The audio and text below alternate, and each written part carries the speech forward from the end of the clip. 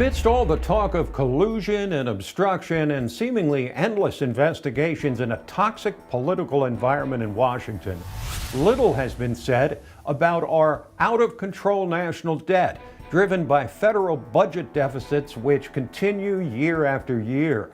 But with growing talk of a bipartisan public works program to rebuild our infrastructure at a cost of some $2 trillion, it's time to examine just how much the political class has already put on the American credit card and how that will affect the nation's future. I'm Tim Donner with 5 facts about the national debt and the dangers it poses as we face the future. Fact 1. The U.S. national debt has surpassed $22 trillion.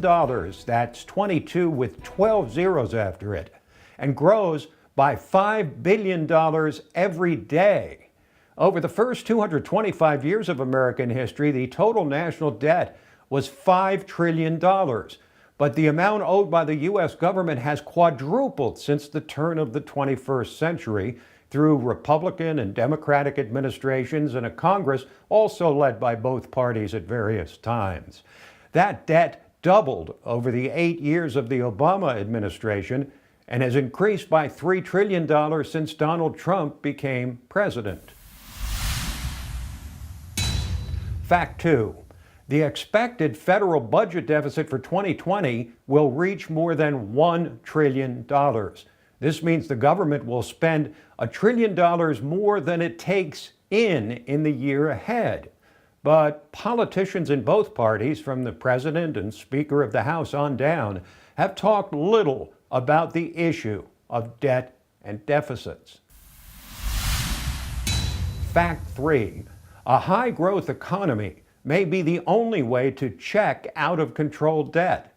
The federal government can issue treasury bonds and print money, and this power has led lawmakers to continue funding their favored programs, from the military to domestic priorities, with little or no regard to the cost. But in a high-growth, high-employment economy such as we've experienced over the last couple of years, more people are working and thus more are paying taxes. This should reduce debt and deficits, as such growth did in paying back the debt as far back as the period following the American Revolution. But revenue is not the issue, because the government is taking in more than $4 trillion per year. The issue is the government's lack of will to control spending. Fact 4. If we do not control the national debt, it will crowd out more and more federal priorities. As the federal debt increases, the government will spend more and more of its budget on interest costs, increasingly crowding out public investment. It's the same thing that will happen to you if you roll up credit card debt and have to pay it down instead of, say, going to a restaurant for dinner or buying a new dress. Interest on the national debt will be the third largest expenditure in the federal budget in less than 10 years, and the single largest line item in less than 30 years. With that amount of money necessary to pay debts from the past, less and less will be available for the future, and thus the economic growth necessary to reduce the national debt will surely be curtailed. And that brings us to fact 5. The staggering national debt does not even include massive liabilities in entitlement programs. As enormous as the national debt is, it does not even include program liabilities for Social Security and even more so Medicare. The Social Security Trust Fund has been raided by lawmakers for a long time. And with the baby boom generation now aging out, that program is now for the first time paying out more than it takes in.